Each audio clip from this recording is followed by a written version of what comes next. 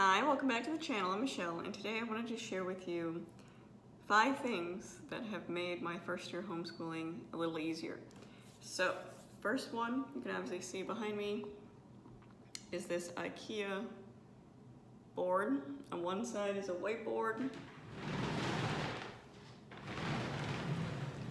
On the other side is a blackboard, or they also sell blackboard, or they sell rolls of paper at IKEA where you can also flip it over. What I really like about this board is it's easy to move it. It folds up into an easy, I'll link everything down below that I can. Folds up to an easy little thing so you can move it wherever you want. IKEA also sells the little buckets that can either go on the top or the bottom of it. And that's obviously where we just keep crayons, markers, whiteboard markers, colored pencils, that kind of stuff. But what's really nice about this board is since I can move it pretty much anywhere, I've used it many times when we're teaching, specifically when we're doing core knowledge, or if we're doing any type of mind mapping. Sometimes when we're doing our reading, I'll write the words up there. So it's really nice to have access to a board and not have it necessarily restricted to one place in the house, because again, we move a lot around in our house. So this has been really helpful, and it's only $15, so you can't beat that, especially when you get a chalkboard whiteboard combo. And it's got the spot for the paper down below. Only downside is the board is not magnetic, but that has made a really big difference.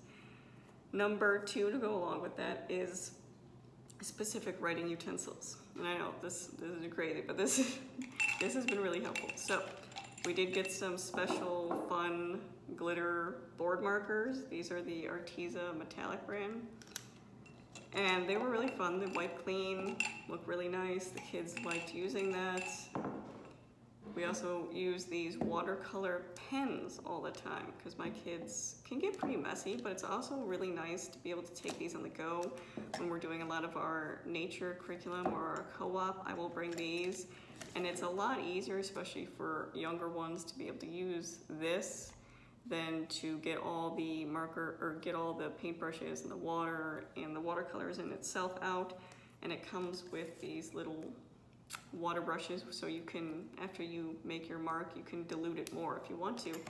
But it comes in a variety of colors, as you can see, and the kids have just really enjoyed them. If we are coloring anything, they actually prefer to use these. And then ones I prefer are these erasable pens. Again, I'll link them down below. But what's really nice is, again, this is not the full sort, this is just the ones I currently are using. But it's nice because I like to color code my planner. So my 5-year-old is in pink, my 9-year-old is in purple. So when I fill out my planner of what everybody has to do, they know these are their colors, especially when I'm writing their workbooks.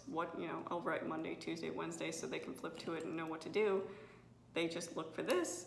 What's nice is I also use these for corrections. So my oldest is doing IEW, and part of that is I have to correct her work. So I will do it in an erasable pen. That way, when she does the corrections, she can just erase what I wrote and fix it herself. And what's nice is that they can also do their work in these pens as well, and not have to worry about making a mistake. And then I don't have to worry about pencils being everywhere and not being sharpened. So these have been really useful. I don't think they're overly expensive. So, and again, we got these at the beginning of the year, and I think only one of them, and that was the black, has gone out of ink. So they've lasted the entire year. Next would be microscopes. So my daughter actually got this one for Christmas from us. And what's really nice is it's an LCD screen, so it doesn't have the, I'll show you this one in a minute, the eyepiece to look into, especially my 5-year-old has difficulty looking into the eyepiece. So they can look at the screen, which is really nice. They can take pictures of what they're looking at. It does have the, go up and down, the zoom. It does have a really good magnification. It has a light, but the screen is what really makes it great. So again, I'll link this below, but you can take your pictures, you can hook it up to your computer, you can hook it up to the TV to display the things you've taken.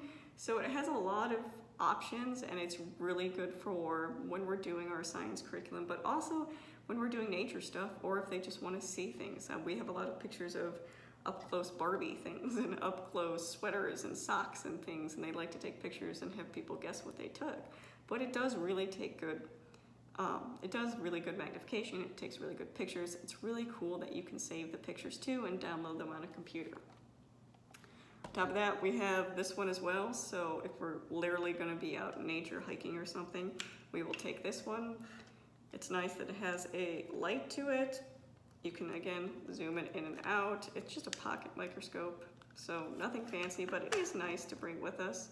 With the bigger microscope, it did come with some starter slides, and you can, of course, order blank slides to put your own specimens on. So I do look forward to using these more as my daughter gets older and her science curriculum gets a little more complicated, like biology and things like that. That will be really fun, but it's very reasonably priced when you get it on sale. So next would be an external drive, and I think this is essential because I don't know about you, but my computer cannot handle all the files to download. So we do a lot of core knowledge, so that's downloading teacher guides and downloading student readers and different things like that. On top of that, for history, do Curiosity Chronicles, which is an audiobook. Also has, I bought the PDF versions of the teacher guides and things like that. It's a lot of online stuff. And the difficulty with that is it can really clog up your computer because I use my computer for other things besides just homeschooling. So it's really nice to have an external drive to have all of that. And on this, I have a specific homeschooling folder where obviously you click in the folder and then there's separate folders for all the different things. But that way I have it all in one place, and it's also nice because if my computer ever decides to crash, I have a backup of it. But it is also nice to be able to take it with me easily where we go.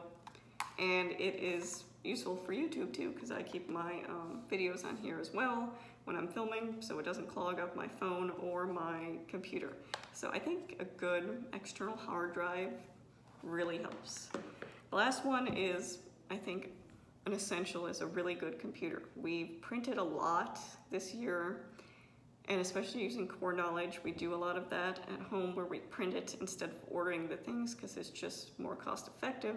So last summer, we got a EcoTank, and I'll insert a picture of it, of the one we specifically got. We got it from Costco, really reasonably priced.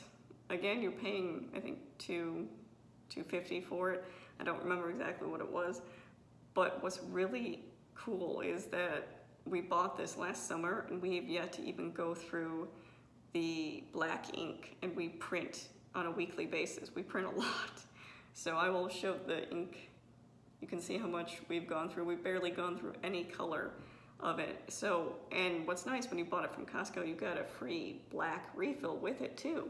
So for the entire year, we haven't even depleted the black ink yet, and we still have an extra of it, and we print a lot. So a good printer, I think, is essential, and especially if you're doing a lot of PDF things that you're purchasing yourself, it works, and it's really, really cost effective.